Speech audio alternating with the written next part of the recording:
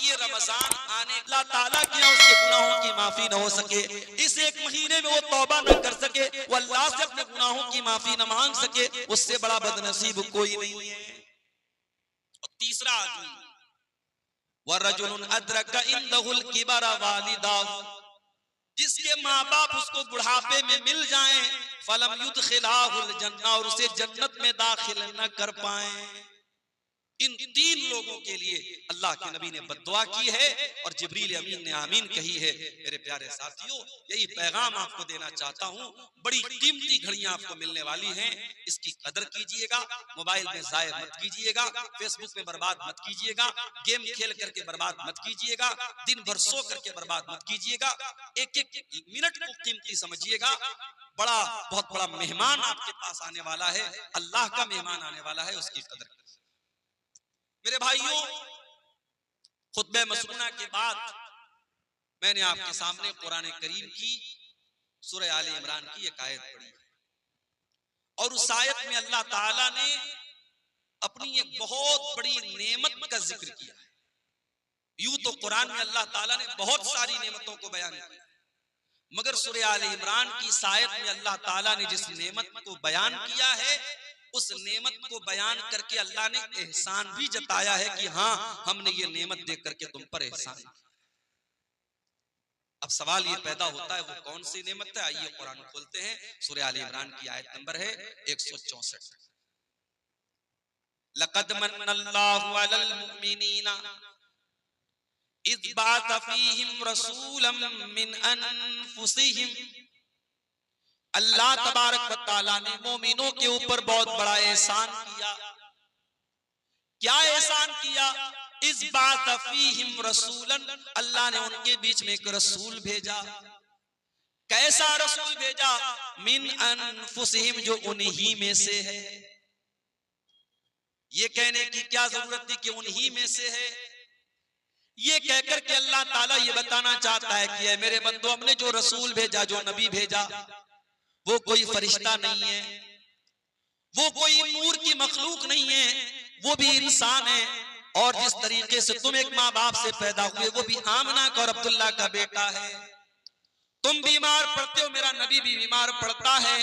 तुम तकलीफ में होते हो, मेरे नबी को भी तकलीफ होती है। तुम्हें गुस्सा आता है, मेरे नबी को भी गुस्सा आता है। तुम शादी करते हो, मेरे नबी ने भी शादी की है। तुम्हारे बीवी बच्चे, मेरे नबी के भी बीवी बच्चे हैं। रसूलम मिन अनफुसिहिम, वो नबी तुम्हारे ही बीच में से है।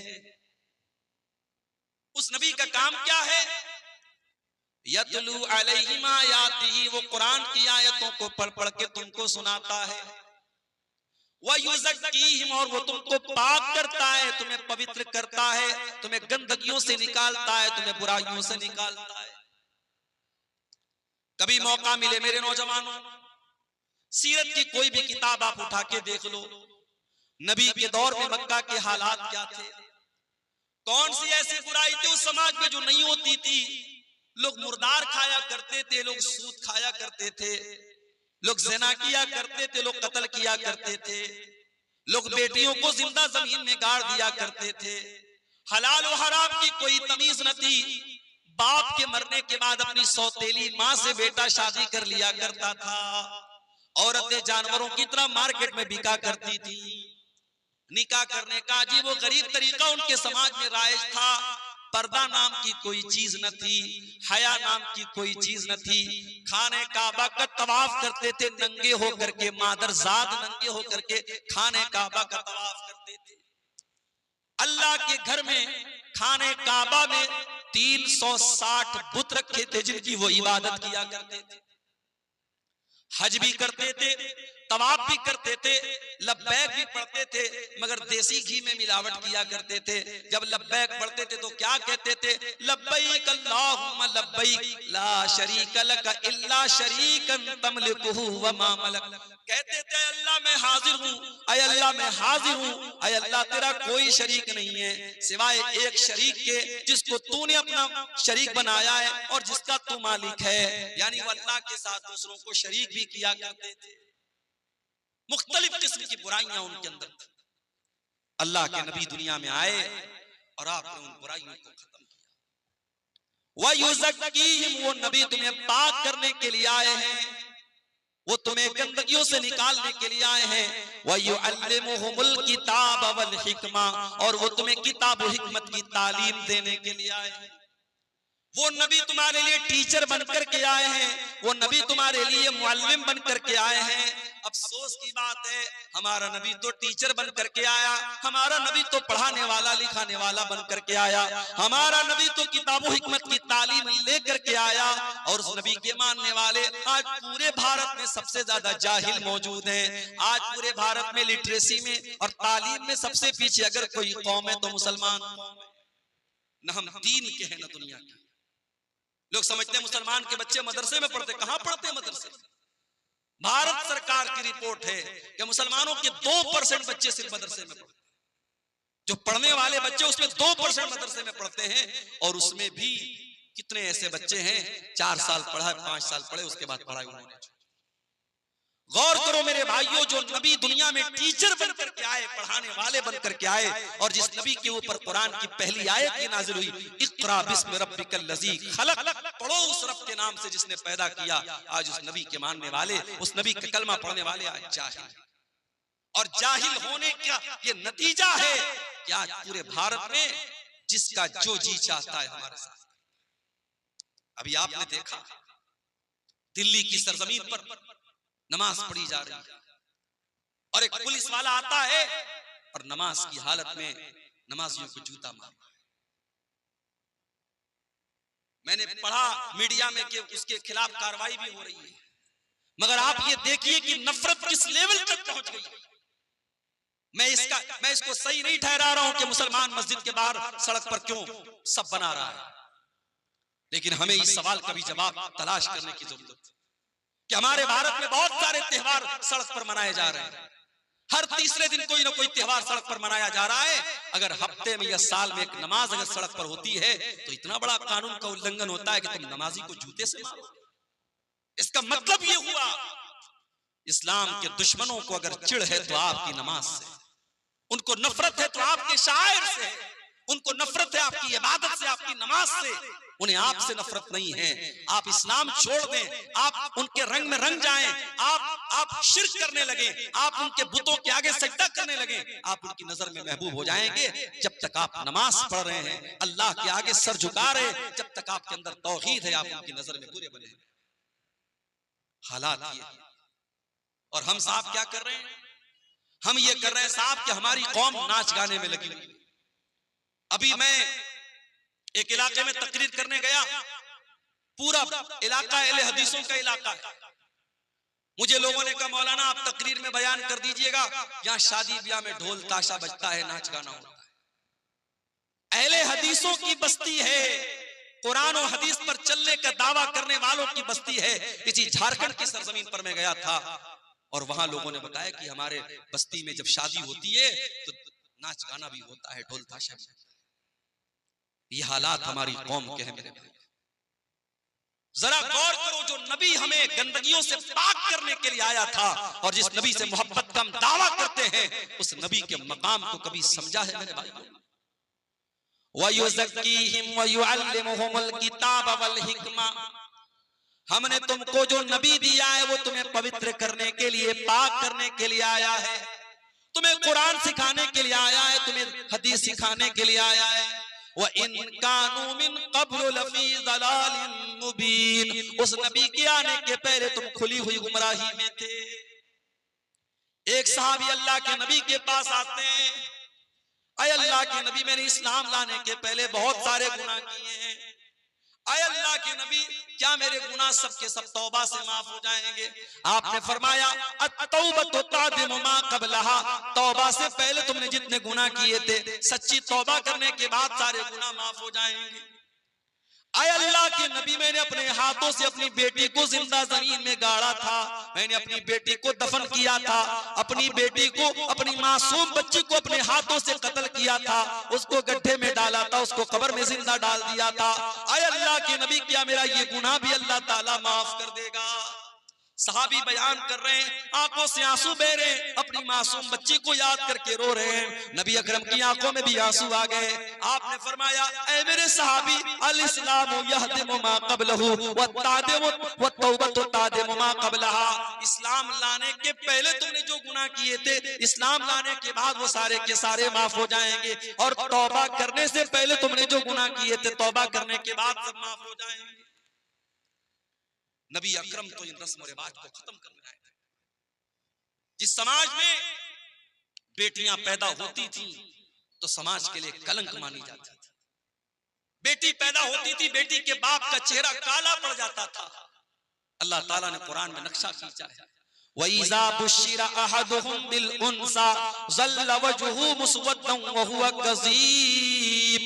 जब उसको बशारत सुनाई जाती थी तेरे घर में बेटी पैदा हुई है, तो बाप का चेहरा काला पड़ जाता था।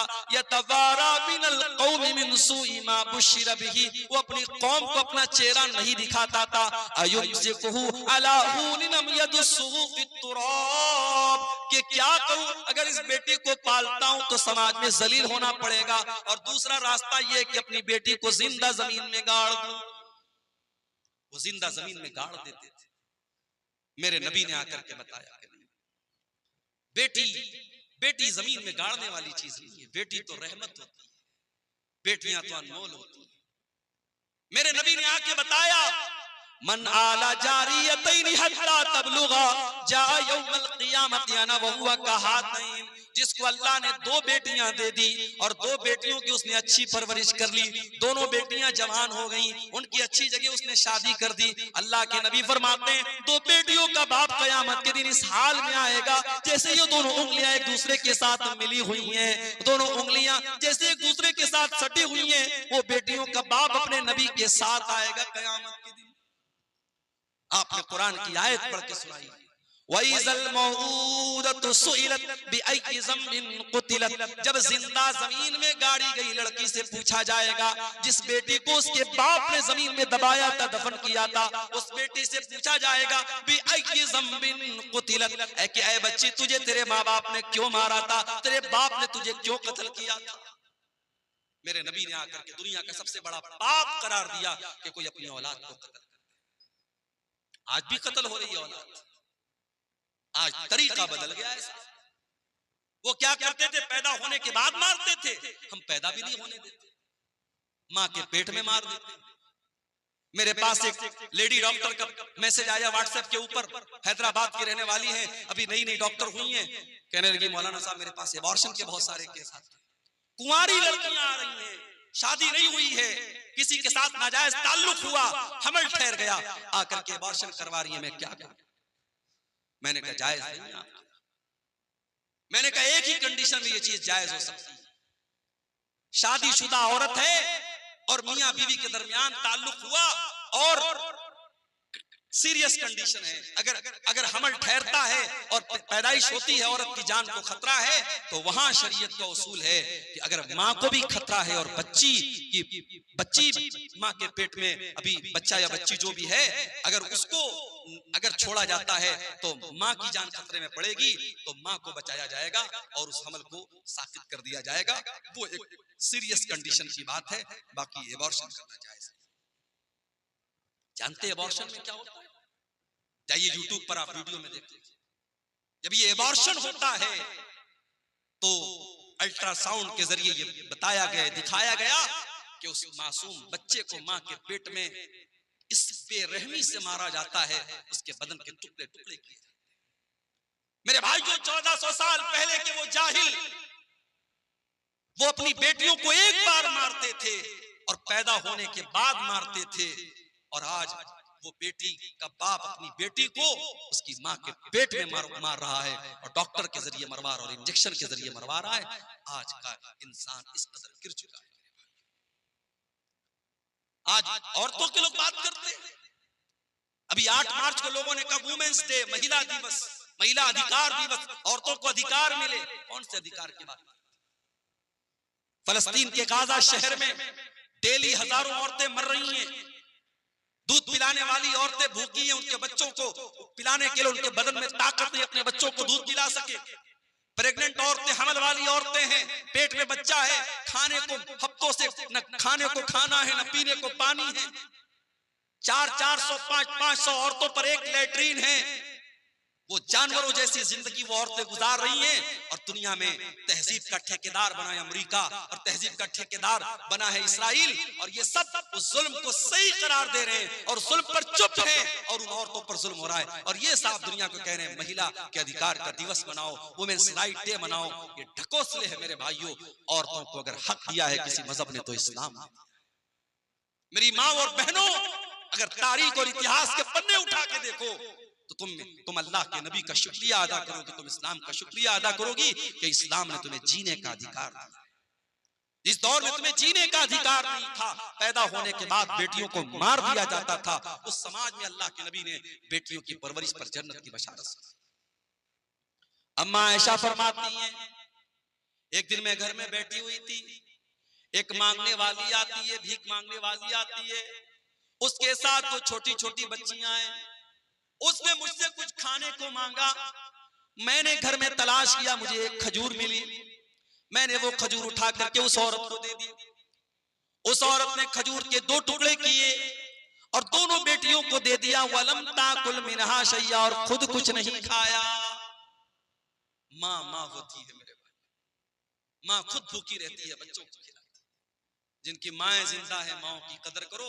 माँ के चले जाने के बाद माँ की बड़ी याद आए। माँ ने दोनों बच्चियों को दे दिया, खुद कुछ नहीं खाया। अम्मा आयशा ये मंजर देख करके हैरान हो गई। जब अल्लाह के नबी घर में तशरीफ लाए, अम्मा आयशा ने कहा, अल्लाह के नबी आज ऐसा ऐसा मामला आया था। वो भूखी औरत थी, वो गरीब औरत थी, मैंने एक खजूर उसको दी, उसने अपनी बच्चियों को खिला दिया, खुद कुछ नहीं खाया। आपने फरमाया, आयशा मनिबतुलिया मिन हाज़िहिल बनाति शैअन कुन्न लहू सित्रम मिनन नार।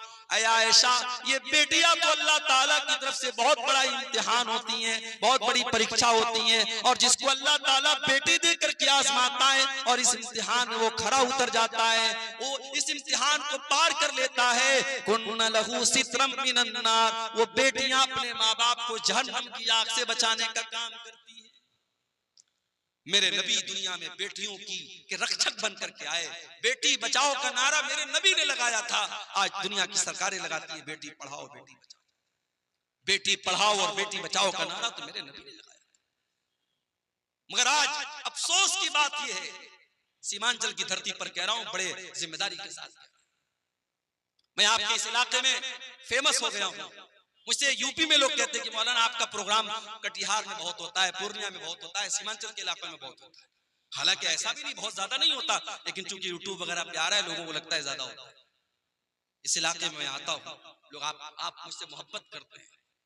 नौजवान मुझसे कहीं मिलते हैं रास्ते में, मौलाना आपकी तकरीर हम बहुत सुनते हैं, बड़ी मोहब्बत करते हैं, अच्छी बात। मगर एक चीज मैं आपसे कहना चाहता हूं, कभी गौर करना कि हमारी और आपके समाज में जो औरतें हैं, ये दीन से इतनी दूर क्यों? इन औरतों के दीन से दूर रहने की वजह क्या है? वजह यही है कि आज हमारी औरतें दीन की तालीम नहीं हासिल कर रही हैं।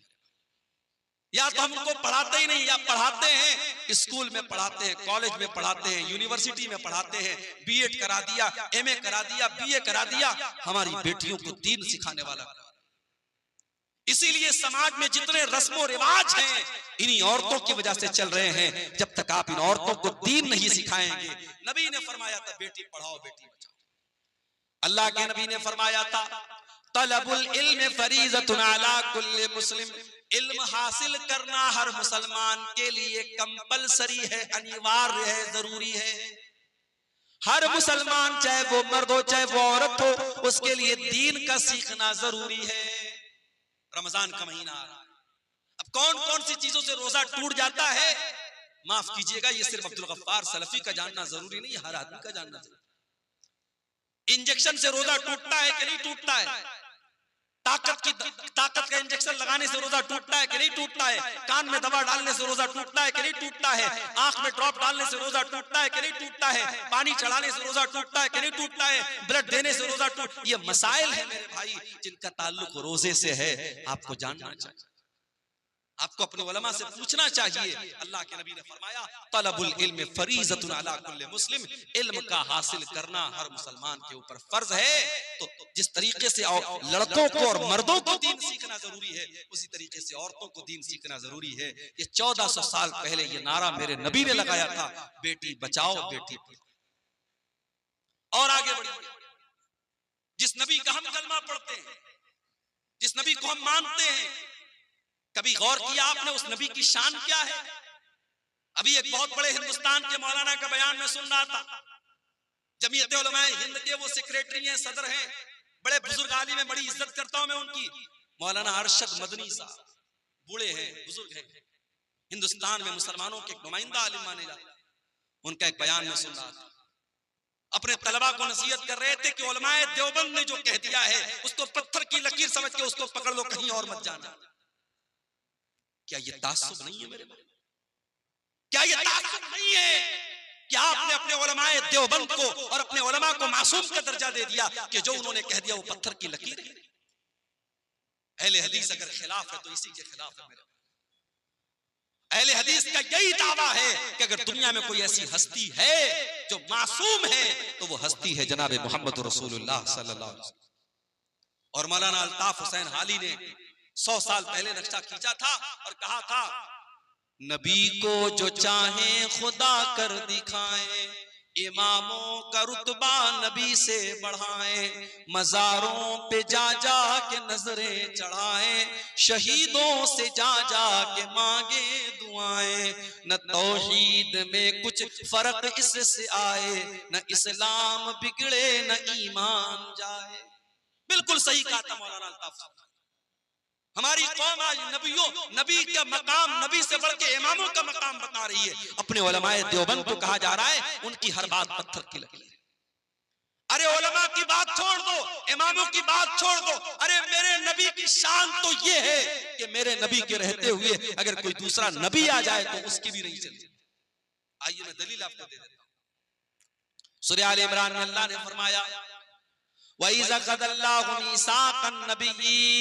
याद करो जब अल्लाह ताला ने सारे नबियों से वादा लिया, लमा आतैतुकुम मिन किताबिन व हिकमा, ऐ मेरे नबियों मैं तुमको अपनी किताब दे रहा हूँ, मैं तुमको रसूल बना रहा हूँ। सुम्मा जाअकुम रसूलुम मुसद्दिकुल लिमा माअकुम, अगर तुम्हारी जिंदगी में मेरा आखिरी नबी आ जाएगा, मेरा आखिरी रसूल आ जाएगा, लतुमिनुन्न बिही व लतंसुरुन्नहु, तो तुम मेरे आखिरी नबी पर ईमान लाओगे, तुम मेरे आखिरी नबी की मदद करोगे। क़ाल अक़ररतुम व अख़ज़्तुम अला ज़ालिकुम इसरी, अल्लाह ने सारे नबियों से वादा लिया, सारे नबियों से एग्रीमेंट लिया कि क्या तुम इस बात का इकरार करते हो कि नहीं करते हो?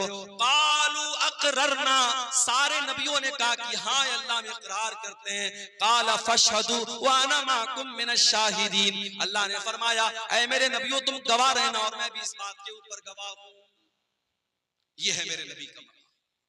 मेरे नबी के आ जाने के बाद अब दुनिया में किसी और नबी की रिसालत नहीं चलेगी, किसी और नबी की नबूवत नहीं चलेगी।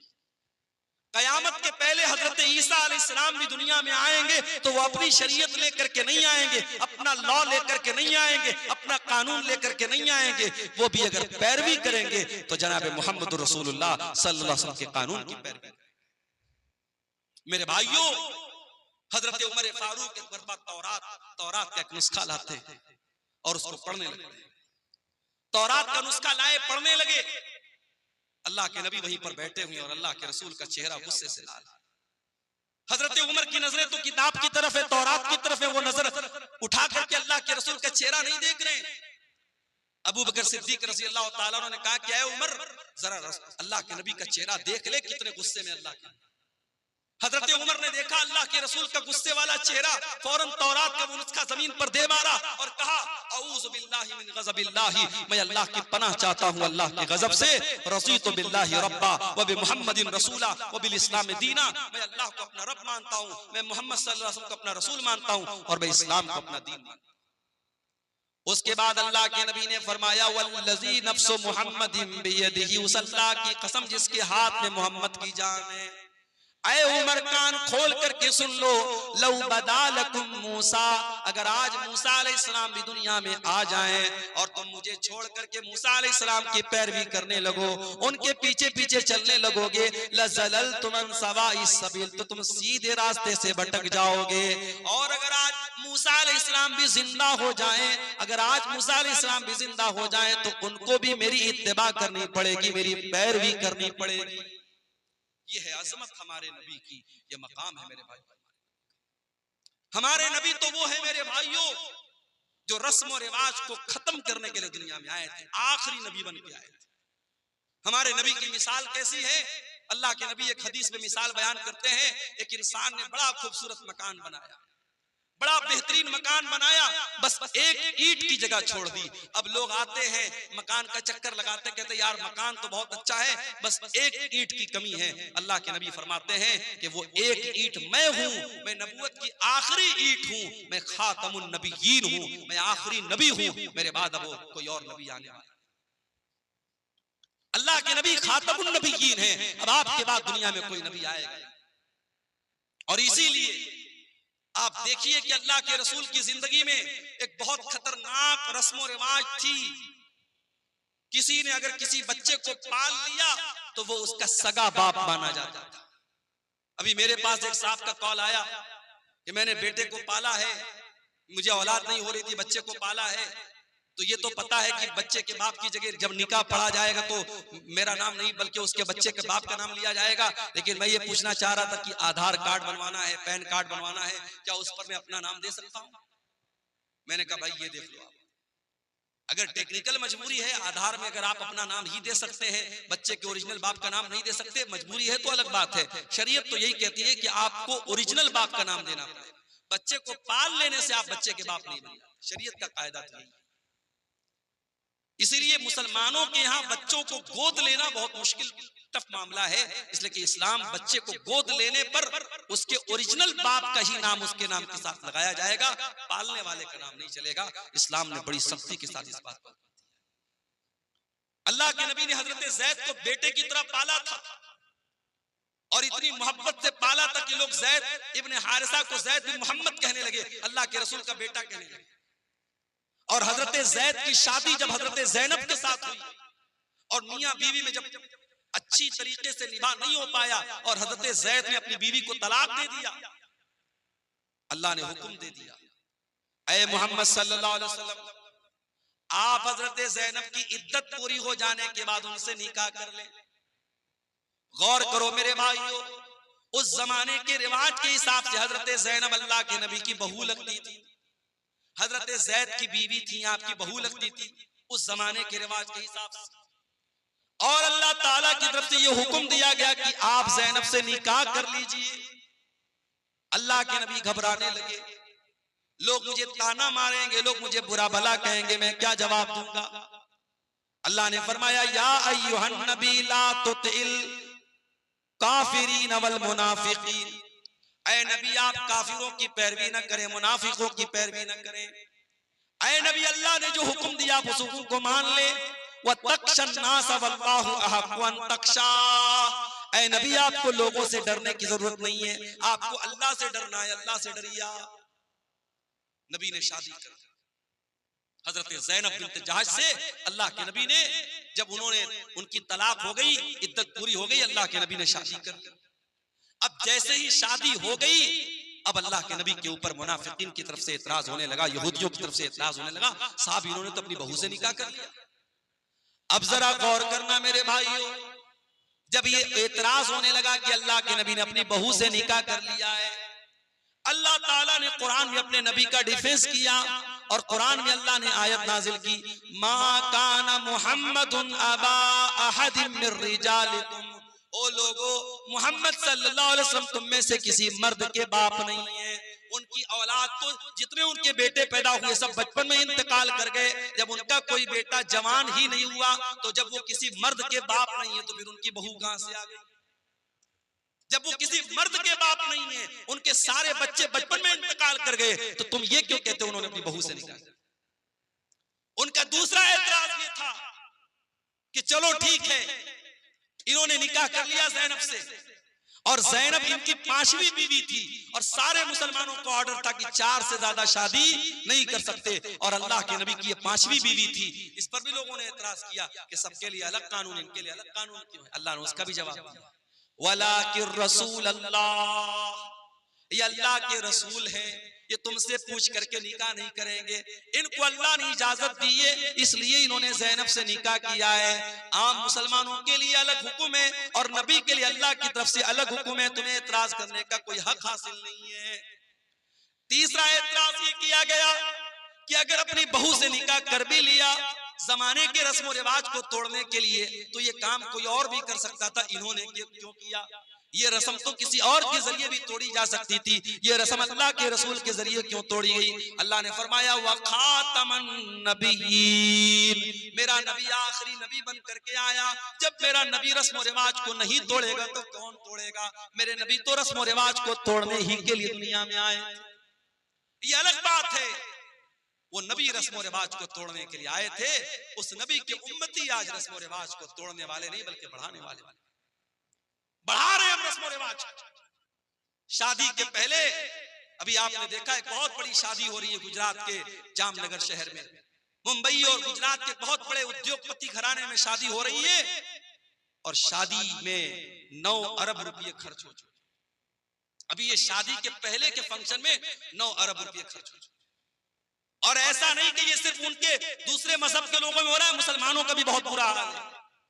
कलकत्ता के मटिया बुर्ज में मैं गया था, वहां लोगों ने मुझे बताया कि बहुत करोड़पति अरबपति मुसलमान ने अपनी लड़की की शादी की तो कई किलो उसने सोना अपनी बेटी को जहेज में दिया था।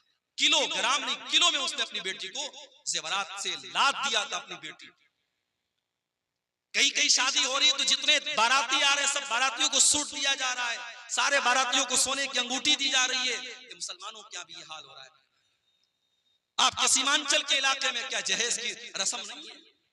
क्या हल्दी की रस्म नहीं है? क्या औरतें सिंदूर नहीं लगा रही हैं? क्या बिंदी नहीं लगा रही हैं? बंगाल में आप चले जाएं तो कहीं फर्क करना मुश्किल हो जाता है कि ये लड़की, ये औरत मुसलमान है या गैर मुस्लिम। जो नबी रस्म रिवाज को तोड़ने के लिए आए थे, जो नबी हमें रस्म रिवाज की बेड़ियों से आजाद करने के लिए आए थे, आज अफसोस की बात यह है उस नबी का कलमा पढ़ने के बावजूद और उस नबी से मोहब्बत का दावा करने के बावजूद आज हम रस्म रिवाज की बेड़ियों में जकड़े हुए हैं और न जाने कौन कौन सी रस्म रिवाज में हम पड़े। एक शादी में मैं गया बनारस में, हमारे खानदान में रिश्तेदारी में शादी थी, मैं गया तो शादी के पहले लड़की वाले बहुत सारा सामान तैयार करते हैं, लड़के वाले दुल्हन के लिए, बहू के लिए। तो उसमें देखा कि साहब दुल्हन के लिए एक सुहाग की पुड़िया तैयार हो रही, वो कुछ सामान थे, कुछ जड़ी बूटियां वगैरह थी। मैंने पूछा ये क्या है? कहने लगे सुहाग की पुड़िया है। मैंने कहा इसमें क्या क्या है? पता लगा उसमें वो है जो बाल में लगाते हैं, सिंदूर है, बिदिया है। मैंने कहा ये क्या है? कहने लगे सुहाग की पुड़िया है। माफ करना मेरे भाइयों, इस्लाम में कोई सुहाग की पुड़िया नहीं है। इस्लाम में एक शादीशुदा औरत के लिए सुहाग की कोई निशानी नहीं। बाज़ औरतें समझते चूड़ी पहनना ये सुहाग की निशानी है, कुंवारी लड़की भी चूड़ी पहन सकती। और ये सिंदूर लगाना और ये बिंदिया लगाना तो बिल्कुल मुशरिकाना और शिरकिया चीज है, ये तो नहीं करना चाहिए। और ये जो मंगल सूत्र पहनती है कि ये साहब ये सुहाग की निशानी, ये भी गैर मुस्लिमों का तरीका है, इस्लाम से इसका कोई ताल्लुक। इस्लाम में सुहाग की कोई निशानी नहीं है। सुहाग की बस एक निशानी है, शौहर के दिल में बीवी की मोहब्बत, बीवी के दिल में शौहर की मोहब्बत। या साहब शादी में सुहाग की पुड़िया दी जा रही है। शादी के पहले एक रस्म होती है हल्दी की रस्म। कहीं की आपने देखा होगा हल्दी की रस्म में बाकायदा जितनी लड़कियां हैं सब पीले रंग का कपड़ा पहने। सावन का महीना आता है, सावन के महीने में पीले रंग का कपड़ा और पीले रंग की चूड़ियां मुसलमान औरतें पहनती। धनतेरस का त्योहार आता है, बिहार में मैंने पटना में देखा कि मुसलमान औरतें मार्केट से सामान खरीद रही हैं। मैंने पूछा ये क्या हो रहा है? कहने लगे मुसलमान भी धनतेरस के दिन ये मान्यता है, लोगों का ये मानना है कि धनतेरस के दिन कुछ ना कुछ जरूर खरीदना चाहिए, चाहे एक झाड़ू ही खरीदा जाए तो गैर मुस्लिमों के साथ मुसलमान भी धनतेरस के दिन कुछ ना कुछ जरूर खरीद। क्या है मेरे भाई ये फजूल की रस्में, ये जाहिलाना रस्में। और आज भारत में दूसरे लोगों के साथ रह कर तो उनके कल्चर से हमने एडॉप्ट कर ली, हासिल कर ली और हमारे कल्चर में भी वो चीजें शामिल। हमारे नबी तो रस्म और रिवाज को तोड़ने के लिए आए थे। हमारे नबी की शान तो ये है, हमारे नबी का मकाम तो ये है कि जब आप मेराज के सफर पे गए तो बैतुल मुकद्दस में सारे नबियों की मौजूदगी में अगर इमामत किसी ने कराई है, सारे नबियों का इमाम अगर कोई बना है तो जनाब मोहम्मद रसूलुल्लाह सल्लल्लाहु अलैहि वसल्लम। सारे नबियों को आपने नमाज पढ़ाई और जब आप दुनिया में तशरीफ लाए और आपने मक्का के काफिरों को बताया कि मैं रातों रात मैं खाने काबा से मस्जिद अक्सा तक गया और वहां से मैंने सातों आसमान की सैर की, तो मक्का के काफिरों ने कहा कि ऐ मोहम्मद हम तुम्हारी बात को कैसे सच मान लें, जो सफर करने में हमको 2 महीना लगता है तुम कह रहे हो तुम रातों रात हो करके चले आए, हम कैसे मान लें। तो कुछ काफिरों ने अल्लाह के नबी का इम्तिहान लेने के लिए कहा कि ऐ मोहम्मद ये बताओ कि तुम बैतुल मुकद्दस गए थे? आपने कहा गए थे। कहा तुमने देखा था? कहां देखा था? कहा अच्छा ये बताओ बैतुल मुकद्दस में कितने दरवाजे, कितनी खिड़कियां हैं, कितने रोशनदान हैं? बैतुल मुकद्दस के पूरब में क्या है, उसके पश्चिम में क्या है, उसके उत्तर में क्या है, उसके दक्षिण में क्या है, उसमें कितने दरवाजे हैं? अब जाहिर है आपके गांव में मैं पहली मर्तबा आया हूं और आप मुझे अपनी मस्जिद में नमाज पढ़ने के बाद जलसे में लेके चले आए और फिर उसके बाद मैं 1 साल के बाद आपसे मिलूं या 1 महीने के बाद आपसे मिलूं और आप क्या मौलाना साहब आप सोरा डांगी आए थे हमारी मस्जिद में, आप आए थे, बताइए मस्जिद में खंबे कितने थे, मस्जिद में पंखे कितने थे, मैं कैसे बता पाऊंगा? मैं मस्जिद में पंखे गिनने थोड़ी गया था, मैं खंबा गिनने थोड़ी गया था, मैं नमाज पढ़ने गया था, चला आया। मक्का के काफिरों ने अल्लाह के नबी से ऐसे सवालात करने शुरू। अल्लाह के नबी फरमाते मैं बहुत परेशान हो गया कि मैं इनके सवालों का क्या जवाब, अगर जवाब नहीं देता हूं तो ये मुझे झूठा बना देंगे कि साहब ये तो झूठ बोल रहे, और जवाब मैं दूं तो कैसे दूं, मुझको तो याद भी नहीं है।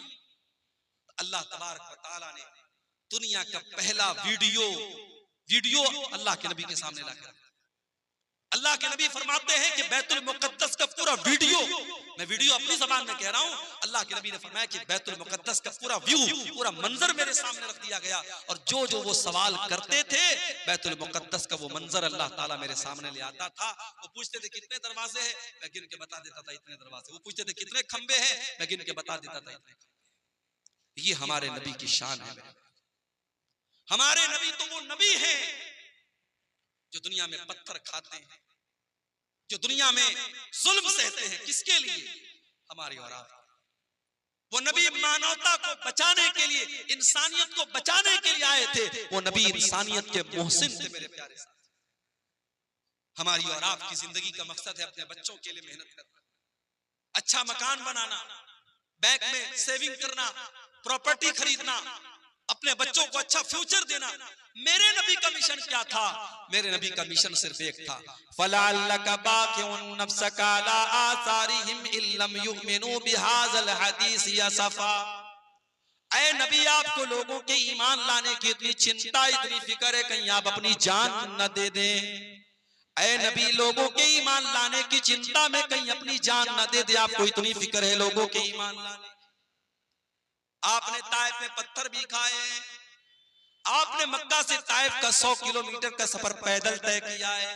आप ताइफ गए, ताइफ के लोगों ने आपका कलमा नहीं पढ़ा बल्कि आपके दुश्मन बन गए।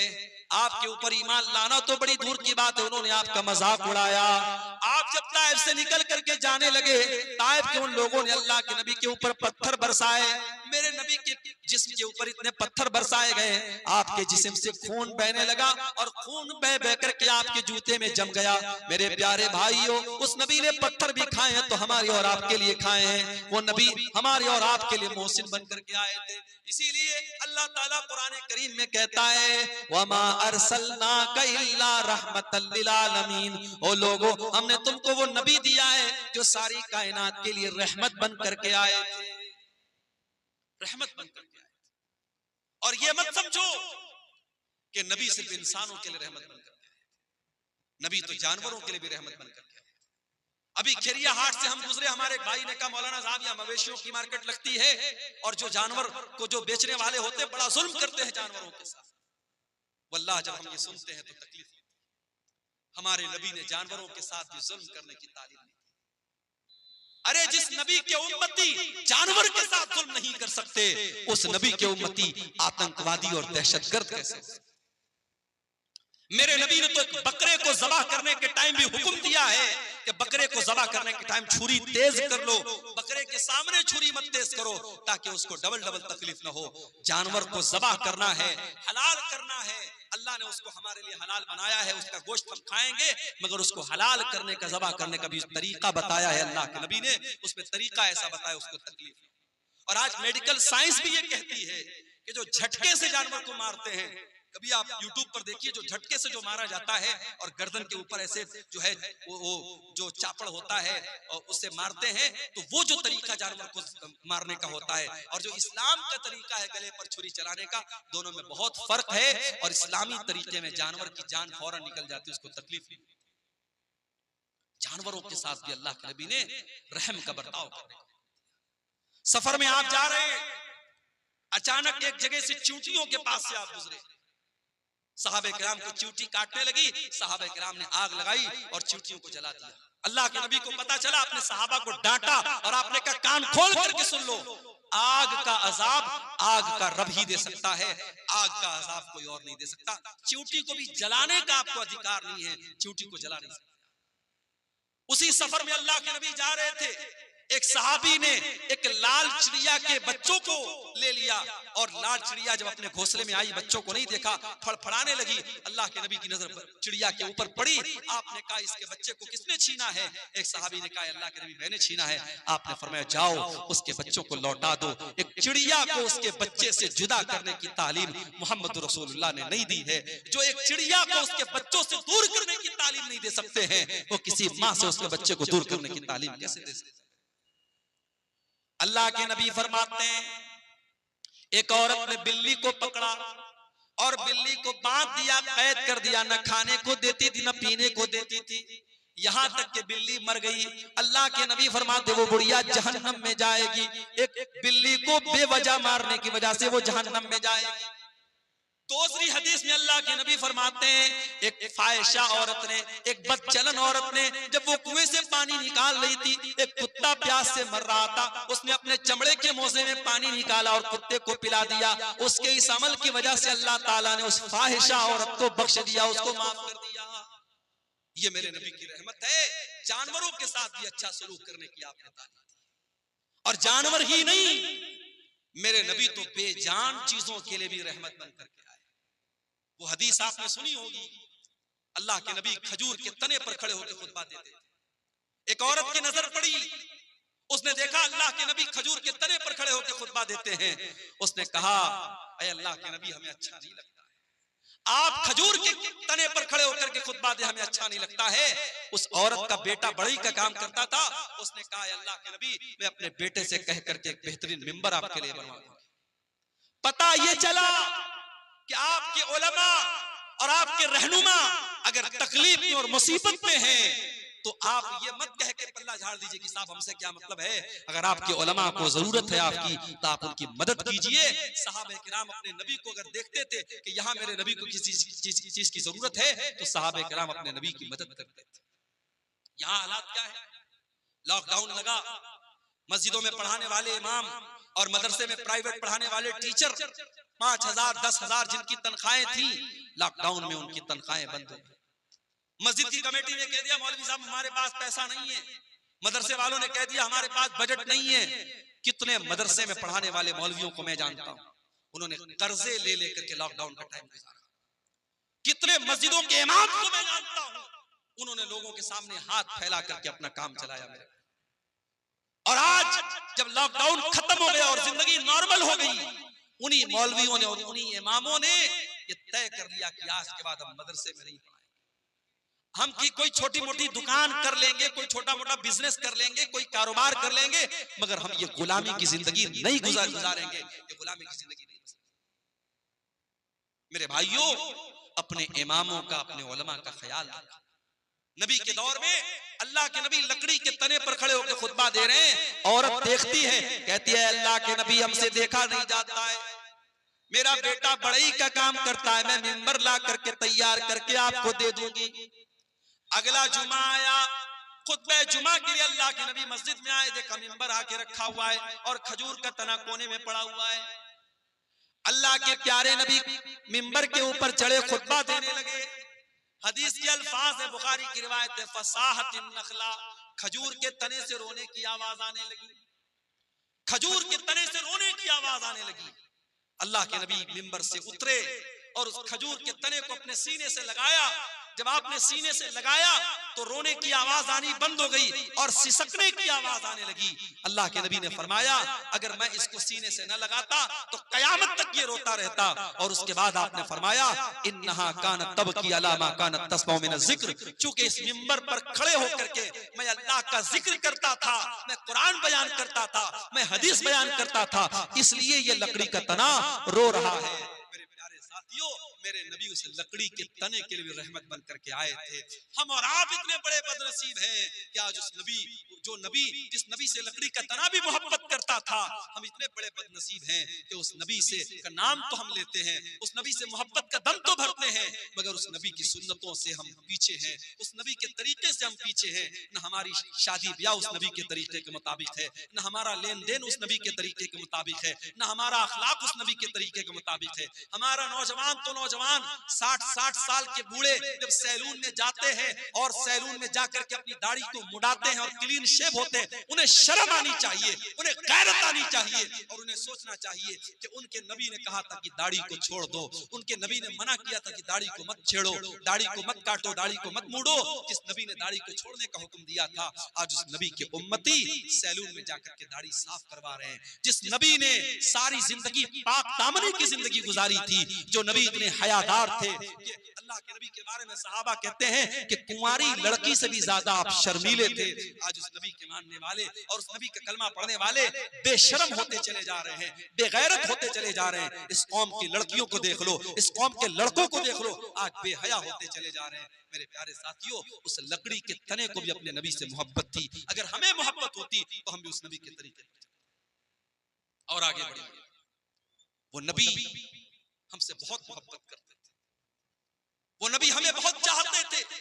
अल्लाह ने कुरान में फरमाया, लक़द जाअकुम रसूलुम मिन अनफुसिकुम अज़ीज़ुन अलैहि मा अनित्तुम हरीसुन अलैकुम बिल मुमिनीना रऊफुर रहीम।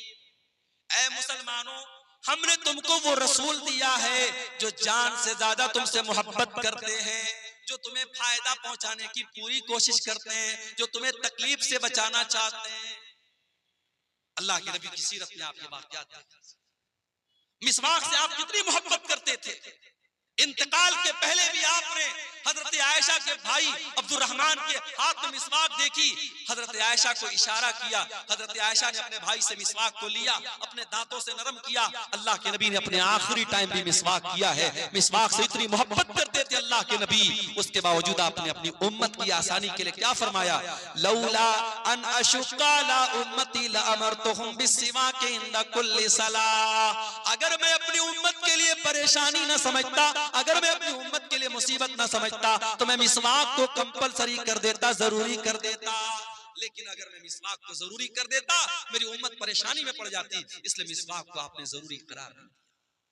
तरावीह की नमाज को देखो मेरे भाइयों, पहले दिन अल्लाह के नबी ने तरावीह पढ़ाई तो थोड़े से साहब आए, दूसरे दिन आपने तरावीह पढ़ाई तो आधी मस्जिद भर गई, तीसरे दिन आपने तरावीह की नमाज पढ़ाई तो पूरी मस्जिद भर गई, चौथी रात आप नहीं आए।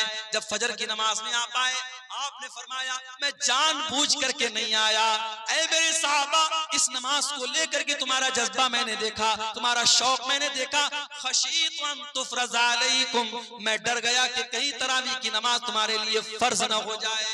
उस नबी ने चौथे दिन तरावीह की नमाज नहीं पढ़ाई ताकि तरावीह की नमाज फर्ज न हो जाए। मेरे भाइयों, वो नबी हमसे इतनी मोहब्बत करते थे, हमारी आसानी चाहते थे। वो नबी मेराज के सफर में आप गए, 50 टाइम की नमाज आप वापस आए, मूसा अलैहिस्सलाम से मुलाकात हुई। मूसा अलैहिस्सलाम ने कहा कि ऐ मोहम्मद सल्लल्लाहु अलैहि वसल्लम, कितना आपको क्या हुक्म मिला अल्लाह ताला की तरफ से? कहा कि 50 टाइम की नमाज। कहा कि आपकी उम्मत नहीं पढ़ पाएगी। मैंने बनी इस्राइल को आजमाया है, मैंने तजर्बा किया है, बनी इस्राइल को मैंने बहुत आजमाया है, आपकी उम्मत 50 टाइम की नमाज नहीं पढ़ पाएगी, आप जाइए अपने रब से कम करवाइए। अगर अल्लाह के रसूल को खुद पढ़ना होता, 50 पढ़ने में आपको कोई दिक्कत नहीं थी। अपनी उम्मत की आसानी के लिए आप गए और 50 में 10 कम करवा के 40 लेके आए। हजरत मूसा ने कहा 40 भी नहीं पढ़ पाएगी, वापस जाइए। आप फिर गए, 40 में से 10 और कम करवा के लाए, 30 हो गई, 30 से 20 हो गई, 20 से 10 हो गई, 10 से 5 हो गई। 5 टाइम की नमाज भी जब अल्लाह के नबी लेकर के आए, हजरत मूसा ने कहा, ऐ मोहम्मद सल्लल्लाहु अलैहि वसल्लम, आपकी उम्मत 5 टाइम की नमाज भी नहीं पढ़ पाए। और वाकई 5 टाइम की नमाज भी आ जाती। बड़े कारोबारी हैं हम, बड़े बिजनेसमैन हैं, दुकान पर बैठे हुए हैं, हय्या अलस सलाह की आवाज आ रही है, मगर हमें नमाज पढ़ने की फुर्सत नहीं। रात को 2-2 बजे तक हमारे नौजवान मोबाइल पे लगे हुए हैं, और फजर के टाइम 5 साढ़े 5 बजे जब फजर की अजान हो रही है और मुअज्जिन कह रहा है अस्सलातु खैरुम मिनन नौम, नमाज नींद से बेहतर है। 2 बजे तक 3 बजे तक रात में जागने वाला मुसलमान फजर की नमाज में सोया हुआ है। मेरे प्यारे भाइयों, मूसा अलैहिस्सलाम को कितना बेहतरीन तजर्बा था अपनी कौम का। उन्होंने कहा आपकी उम्मत 5 टाइम की नमाज भी नहीं पढ़ पाए। माफ करना मेरे भाइयों, आपका बिजनेस और आपका कारोबार नमाज से बड़ा नहीं है।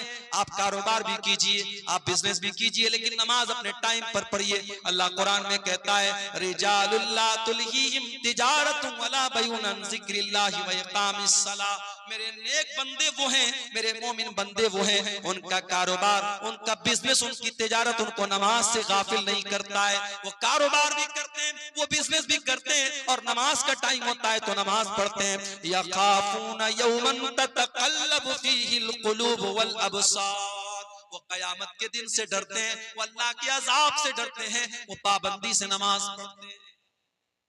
नमाज के सिलसिले में आप कोई ढिलाई मत कीजिए मेरे भाई। सऊदी अरब का एक वाक़या एक आलिम ने लिखा वहां के कि एक मर्तबा मैं फ्लाइट में सफर कर रहा था और मेरे साथ एक फौज का रिटायर कर्नल था जो पहले फौज में काम करता था, मेरे साथ वो बैठा।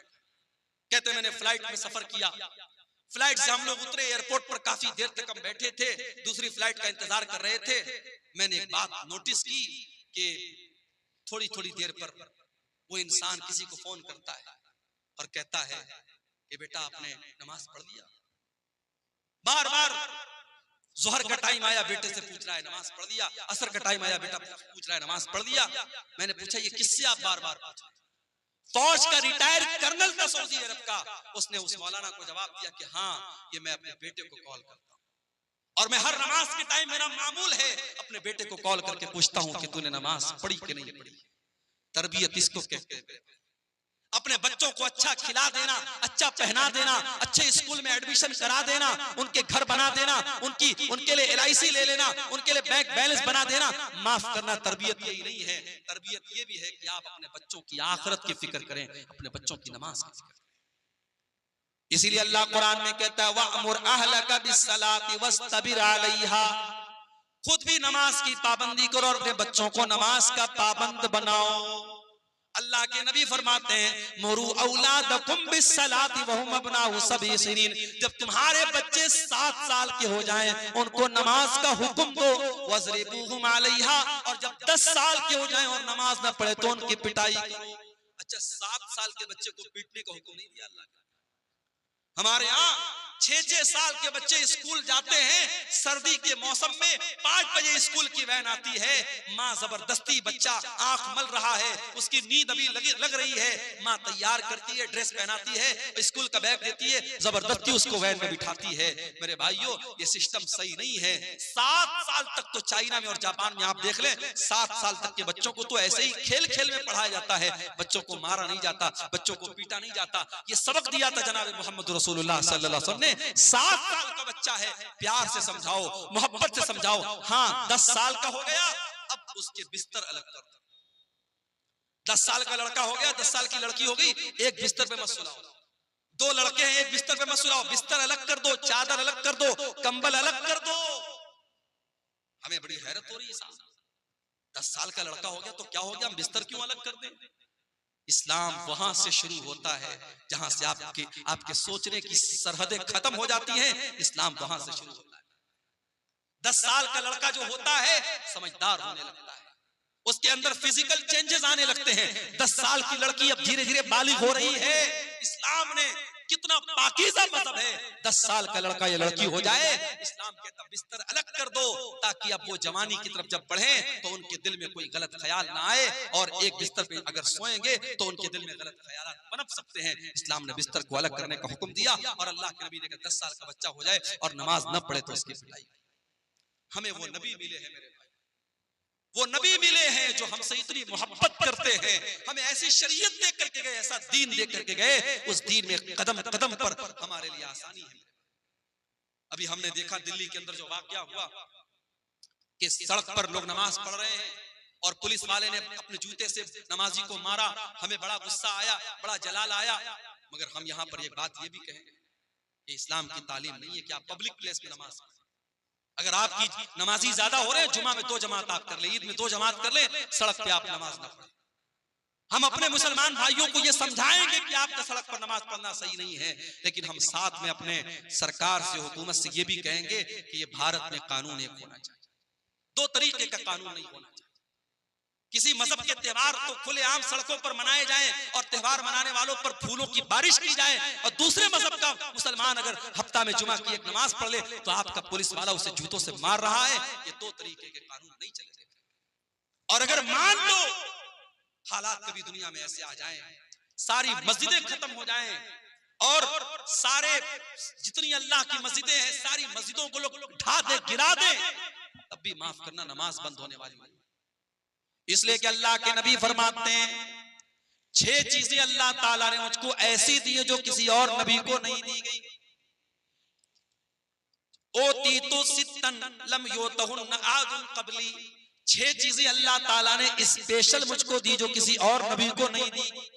नंबर 1, ओती तो जवामी अल कलिम, अल्लाह ताला ने मुझको जवामी उल कलिम दिया है। अल्लाह के नबी की जुबान से छोटे छोटे जुमले निकला करते थे, लेकिन माना बहुत बड़ा बड़ा होता था। छोटी छोटी बातें, जैसे मिसाल के तौर पे अल्लाह के नबी ने फरमाया इन्नमल अमालु बिन्नियात, अमल का दारो मदार नियत पर। छोटी सी हदीस है, लेकिन इसके माना और मतलब बहुत बड़ा बड़ा है। दूसरी चीज, वह नुसिरतु बिर्रुब मसीरत शहर, और मेरे दुश्मन के दिल पर मेरा रोबो दबदबा डाल दिया गया है। मेरा दुश्मन 1 महीने की दूरी पर भी अगर मुझसे हो, उसके दिल में मेरा रोबो दबदबा डाल दिया गया है। तीसरी चीज, वजुइलत लियल अर्ज़ु मस्जिदन व तहूरा, और सारी की सारी जमीन मेरे लिए मस्जिद बना दी गई है। मुसलमान नमाज पढ़ने के लिए मस्जिद का मोहताज नहीं है। कहीं पर भी जंगल में चला जाए, पहाड़ पे चला जाए, दुनिया के किसी भी कोने में चला जाए, नमाज का टाइम हो गया, नमाज वो कहीं पर भी पढ़ सकता है। पाक साफ जगह होनी चाहिए। अगर पानी नहीं मिल रहा है, उसके लिए सारी जमीन पाक बनाई गई, वो कहीं पर भी जमीन पर हाथ मार करके तयम्मुम कर सकता है। सारी जमीन उसके लिए पाक बनाएगी, सारी जमीन उसके लिए मस्जिद बनाएगी। ये हमारे इस्लाम की खासियत है। हमारा दीन बड़ा आसान दीन है। जाड़े का मौसम है, हमने मोजा पहना है, सफर में हम निकले हुए हैं, मोजा नहीं उतार रहे हैं। इस्लाम कहता कोई मसला नहीं, तुम्हें पैर धोने की जरूरत नहीं। वजू करके अगर आपने मोजा पहना है और सफर की हालत में आप हैं, तो 3 दिन तक आप उसी मोजे को पहने रहिए और उस पर मसा कर लीजिए, पैर को धोने की जरूरत नहीं है। हाँ, अगर अपने घर में है तो 24 घंटे तक आप मसा कर सकते हैं। 24 घंटे के बाद आप मोजा उतार लीजिए, पैर धो के फिर से मोजा पहन लीजिए, वजू करके फिर से पहन लीजिए। आसानियां हैं हमारे लिए। सफर में हम निकले, अभी हमारे कटिहार के बाद आबाब हैं, कल हम लोग यहाँ से जुमा पढ़ के जामताड़ा गए थे, 350 किलोमीटर दूर गए थे, सफर में निकले हैं। नमाज का टाइम हुआ, हम 4 रकात वाली नमाज को 2 रकात पढ़े। सुन्नत पढ़ने की जरूरत नहीं है, फजर की सुन्नत पढ़ेंगे, बाकी कोई सुन्नत पढ़ने की जरूरत नहीं है। 4 रकात वाली को 2 रकात पढ़ेंगे, जोहर और असर को इकट्ठे पढ़ लेंगे, मगरिब और इशा को इकट्ठे पढ़ लेंगे। आसानियां हैं कदम कदम पर हमारी शरीयत में। मेरे प्यारे साथियों, यही बात है जो अल्लाह कुरान में कह रहा है, लक़द जाअकुम रसूलुम मिन अनफुसिकुम अज़ीज़ुन अलैहि